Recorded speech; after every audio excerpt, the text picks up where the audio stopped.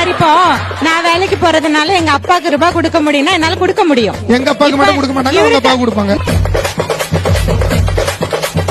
நான் இவர்கிட்ட போயிட்டு எங்க அப்பாவை பார்க்க போறேன், எனக்கு ஒரு 100 ரூபாய் தாங்க, 500 ரூபாய் தாங்கறேன்னா எனக்கு உனக்கு எதுக்கு ரூபாய், நான் வீட்டுக்கு தேவையானதெல்லாம் வாங்கி வைக்கிறேன், பேசாம வீட்டுல இரு அப்படிலாம் போய் ஒண்ணும் கொடுக்க கூடாது அப்படிங்க. அவங்க அப்பா 100 ரூபாய் கேட்பாரு, எதுக்குன்னு கேளுங்க.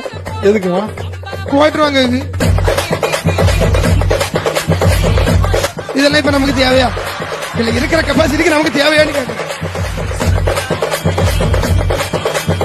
சார் அவர் என்னத்தை வாங்கினாரோ அது ரெண்டாவது, தன்னோட தகப்பனுக்கு நான் கொடுக்கறதுல இது எனக்கு ஒரு சந்தோஷம். அப்ப என்னோட சம்பளத்துல நான் கொடுக்கறதுல உங்களுக்கு என்ன கஷ்டமா இருக்குன்னு நான் கேக்குறேன். எங்கப்பா நீ 150 ரூபாய்க்கு ஓட்டர் கேட்டா கொடுக்க மாட்டேங்க. இல்லம்மா இப்போ பார்த்தா ரெண்டே ஒன்னா பாக்குறேன் சார். ஒரு நிமிஷம் கேளுங்க.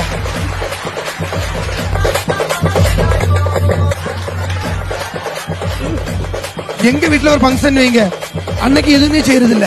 அவங்க அம்மா வராங்க, அப்பா வராங்க, அக்கா வராங்கன்னா அன்னைக்கு ஆட்டு அடிப்பா, அசந்தா எண்ணெய் தூக்கி போட்டு அடிச்சா அடிப்பா. அந்த